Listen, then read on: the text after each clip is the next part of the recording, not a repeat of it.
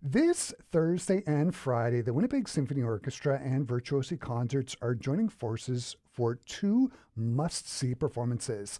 Tomorrow night, the world-renowned violinist Rachel Barton Pine will be performing with our Winnipeg Symphony Orchestra, and on Friday night, she'll be performing a solo recital for Virtuosi. Both concerts will put on full display Barton Pine's diverse musical interests, from classical to folk to metal and all points in between. Rachel Barton Pine's musical programs regularly explore the diverse musical landscape that is out there, and Thursday and Friday's concerts are no different.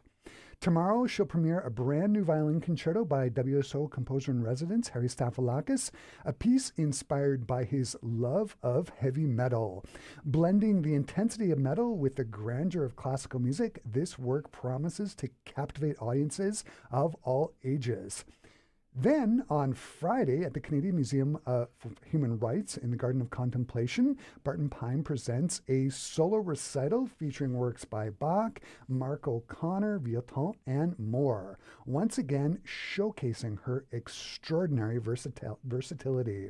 And joining me here in the Classic 107 studio to talk about her concerts on Friday and on Thursday, I am joined by Rachel Barton Pine. Hey, Rachel, nice to have you here. Great to be here. Mm-hmm. So the first thing I have to say is welcome to Winnipeg. When did you arrive, and how was it? How was the journey? Well, I flew in yesterday, and luckily things warmed up. I mean, I come from Chicago, so I'm no stranger to cold, but it's pretty darn cold here. But not this week. It's a little more reasonable, so thank you for that. And yeah, it's my first time in your province, actually. So I've been all over Canada over the years, but yeah, first trip to Manitoba, so I'm really delighted to add it to my list of places I've been. Well, welcome here. You just came from a rehearsal with the Winnipeg Symphony Orchestra of Harry Stafylakis' concerto. How have the rehearsals been going with the WSO?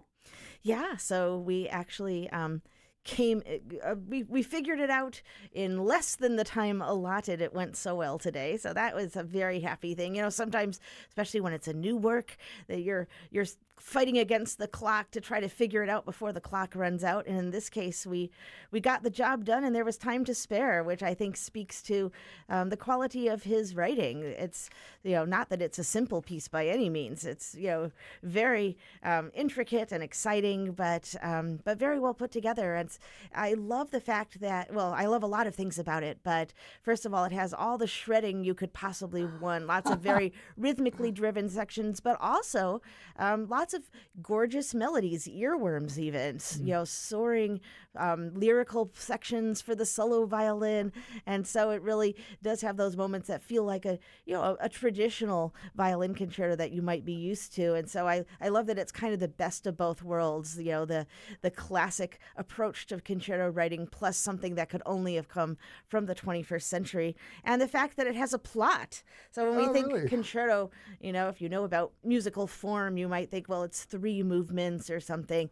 But this is actually in 9 movements, but they don't really stop and start. It kind of one flows into the next. So in that way, it's I wouldn't call it a tone poem, but it's just this whole 28-minute journey, and it has a plot. So it's about this concept which has been present for a long time in science fiction, but also in scientific, kind of thought of not just artificial intelligence, but artificial super intelligence, not AI, but ASI. And I represent, I guess it's like the protagonist, the heroine, if you will, from the movie Ex Machina. Yeah. So I am an artificial life form, or if you saw the recent Star Trek Picard, I am a synthetic. And so it's like kind of following my journey, kind of growing in my humanity, but also having these moments that are clearly very, very industrial feeling. And then the orchestra is kind of the sea of organics. Like a new approach to soloist versus orchestra, I guess. I'm not quite sure who actually wins in the end. Maybe they come together in unity. You can listen to the music and make your own decision. But I wonder if this is the world's first science fiction flavored violin concerto, which as a longtime Star Trek fan, I love that as well. Can you talk about the violin writing? Like, how does he get across the metal aspect? Like, does he have you doing galloping rhythms, like, jun, jun, jun, jun, jun, jun, or are you playing Yeah. like power chords, like quadruple stop power chords? Yeah, so I don't get to do either of those things. I'm not really doing the rhythm stuff, right? I'm doing more the lead guitar. So I've got a lot,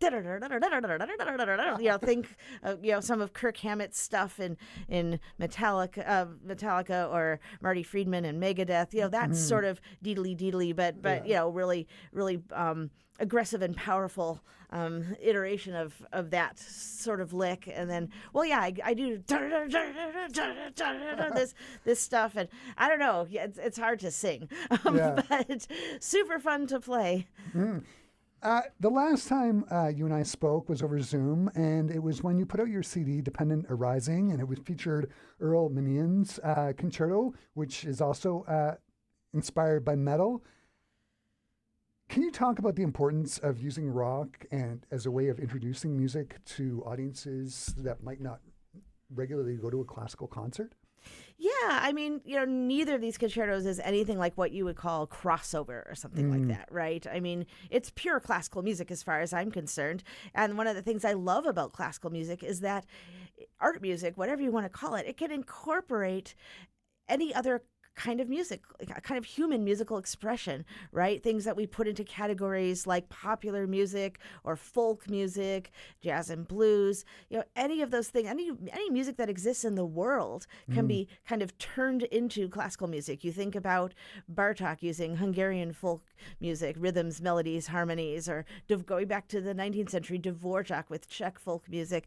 This is rampant throughout classical music history. And what's interesting about metal, specifically the subgenre of certain subgenres of the genre of metal under the big umbrella genre of rock, right? So narrow and narrower slices of this creation of different types of music, different flavors, and a lot of the more extreme subgenres of metal have actually been specifically inspired by classical. When I was hanging out with, for example, the drummer from Slayer, Dave Lombardo, and he shows me his listening device, which is full of Berlioz, Rachmaninoff, and Liszt. It's so many stories of these guys like just listening to a lot of classical, feeling like classical has inspired and informed what they're composing.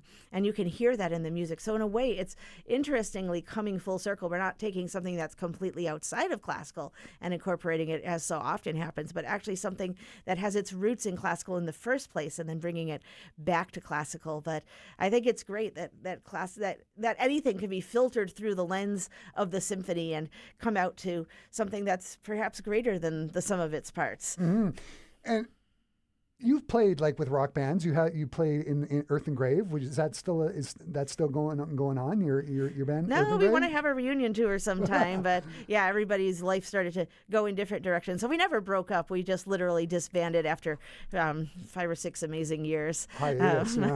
So when you're playing with Earth and Grave, your band, as opposed to playing with a symphony orchestra, is it different for you as a violinist? Yeah, well, first of all, I'm playing a different instrument when I'm playing with an actual metal band, right? So I'm playing a solid body electric violin, not an amplified acoustic violin. So it's a flying V shape. It's got 6 strings. So I've got all the viola notes and most of the cello notes. So I can actually, it's so cool. As a bowed string player, you're not relegated to one role. I can literally chug with the riffs. I can play the leads. I can even duet with the vocalist. So you're really moving among the other members of the band. But, just because it happened to be a kind of a violin in my hand, I didn't consider myself to be doing classical other than, as I said, the roots of thrash and doom, resting in classical going back. But, so the other thing is culturally in the context of a performance, in classical, generally people wait till the end of a movement or in opera, maybe the end of an aria while the music is still playing. Interesting how that works. But, maybe the end of a piece before they applaud, which means that as you're playing, you can kind of sense if the crowd is with you, but you don't know for sure. You don't get that confirmation until the end and then see if they applaud enthusiastically or hopefully not, merely politely. But in rock, it's totally different because it's what I call real-time feedback. So if they're not into it, they're just going to kind of stand there like, okay, I'm not convinced. If they're really into it, they're going to move closer to the stage. They're going to headbang more vigorously. They're going to throw the horns. And so I feel like I actually became a better communicator, even though the emotional palette of really loud metal is certainly more narrow than all that we do in classical. Just the way that I learned how to reach the people watching me. I feel like I improved as a performer from those experiences, and I was able to bring that to all the concerts that I give. So besides being just super fun to be super loud, I really do feel like it grew me as an artist.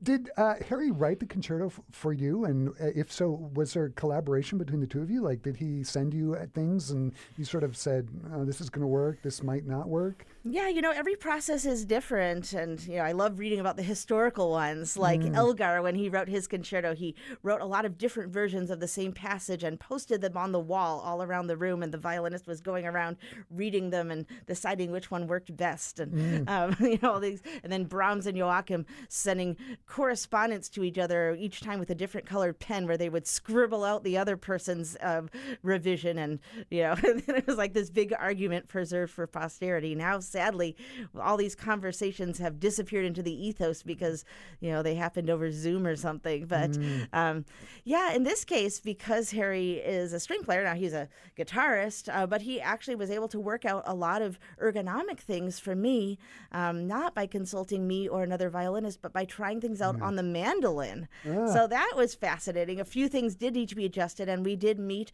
over Zoom on Saturday before I came here. But as he was writing it, there's so much evidence of me, I guess, existing online with performances and recordings and stuff. You can certainly get a sense of my personality as an artist from all of that stuff. And then, he was able to write something that absolutely, clearly he's written for violins before.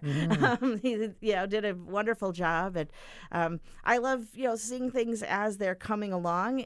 But I guess he was able to just go right to the basically final version, and then I got it, and it worked, and I was like, okay, this looks fine. So kudos to him, and certainly we worked out some more kinks in the rehearsal today, and I think it's in pretty good shape. It's feeling just more and more wonderful every time I play it.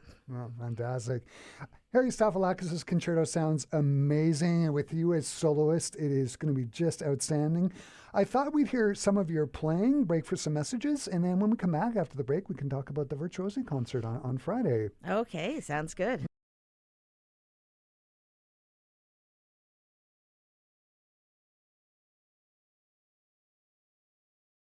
I have in studio with me here Rachel Barton Pine. We talked about her concert tomorrow night with the Winnipeg Symphony Orchestra, where she'll be premiering Harry Stafylakis' brand new violin concerto. And then on Friday, Rachel, you're giving a concert for the Virtuosi Concert Series called American Traditions at the Canadian Museum of Human Rights in the Garden of Contemplation.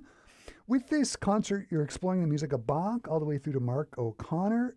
Can you talk about the process of picking the rep for Friday's concert? Yeah, well, first of all, I just want to say it's so satisfying to get to go to a town for the first time and play both a concerto and a recital. So I'm so happy to be doing it, and I can't wait to check out the museum. But it's so funny. But, as this concert was getting closer, so many of my friends back in the U.S. were like, isn't that pretty awkward to be going to Canada and playing a program called American Tradition? I was like, well, you know what? My set list might be outlawed in the U.S. before too long. Who the heck knows?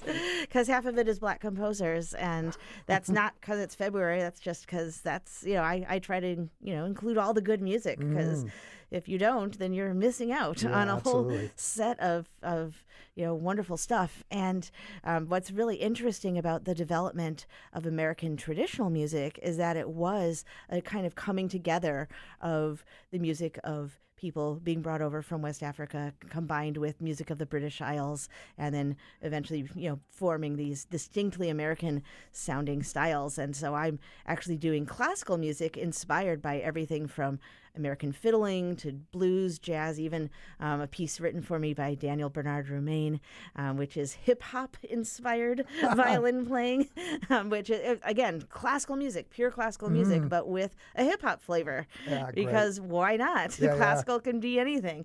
And so it's a really fun set list. Some European composers, just kind of moving through, starting with, before there was specifically American music, and all you would be hearing on the violin would be European music, and then as American music starts to come into its own. So it's a really fun set list, and hopefully people will take it in the spirit of celebrating this music, which was, all of it was composed before tariffs. So one of the pieces that you're playing on the program is this music of Noel DaCosta. You're doing a couple of selections from his set of dance tunes. You recorded them on on your Blues Dialogues album. How did you discover his music? I'd never heard of him. Yeah, well, if you want to, where he came from, there's about 500 more. If you go to my foundation's website, musicbyblackcomposers.org, there are all kinds of free resources, living composers, historic composers, directories of repertoire for different instrumentations, podcasts, children's books, all kinds of stuff. And of course, we publish curricular volumes and our coloring book of 40 Black composers, etc.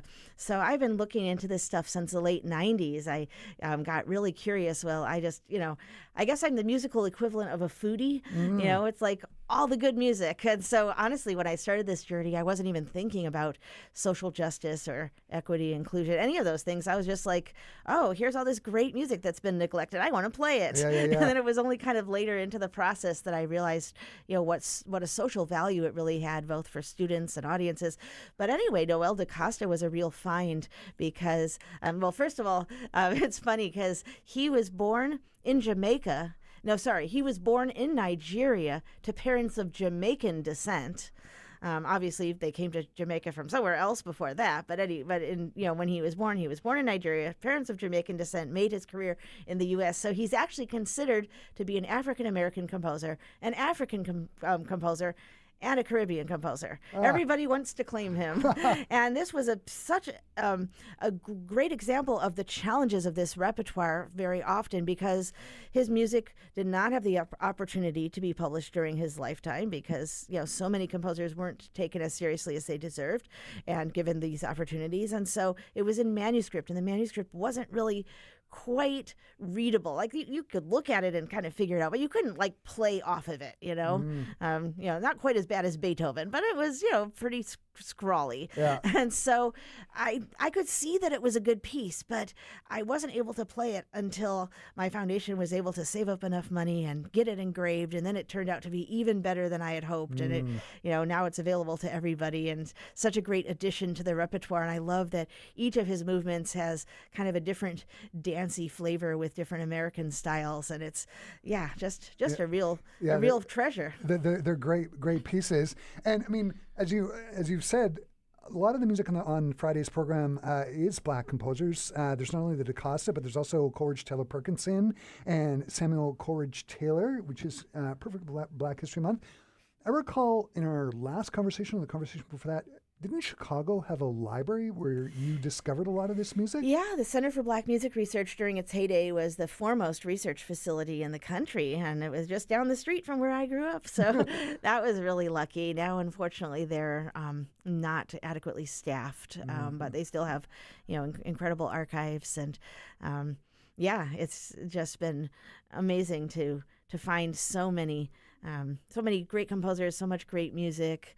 And nowadays the landscape is better, right? Everybody's playing, living composers like Jesse Montgomery and Carlos Simon, or rediscovering Florence Price and William Grant Still. Right.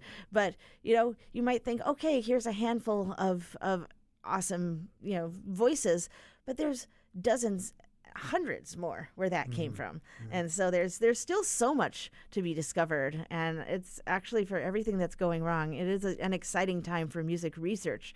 I'm happy to be alive right now when so many scholars are doing so much great work in bringing music back to light that probably would have been in the canon of standard repertoire all along if it had been given a fair chance, because once you hear it, you fall in love with it. Yeah, absolutely, absolutely. You're also playing music of Mark O'Connor. You have been a teacher at his summer fiddle camps. Can you talk about your friendship with him?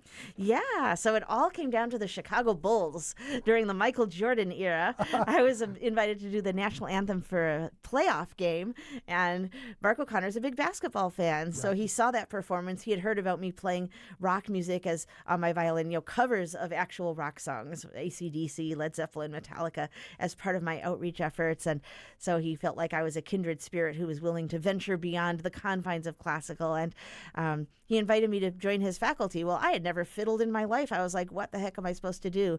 Well, it turns out it doesn't matter what style you're playing, you still have to have a good bow hand. Right. So that was the duty of the classical teacher, but it opened up all these worlds to me. I met a Cajun fiddler and a bluegrass fiddler and a Celtic fiddler and an Appalachian fiddler, a jazz violin. I mean, klezmer. It was amazing. And, just opened up my ears to all of these styles. I actually have become a legitimate Scottish fiddler.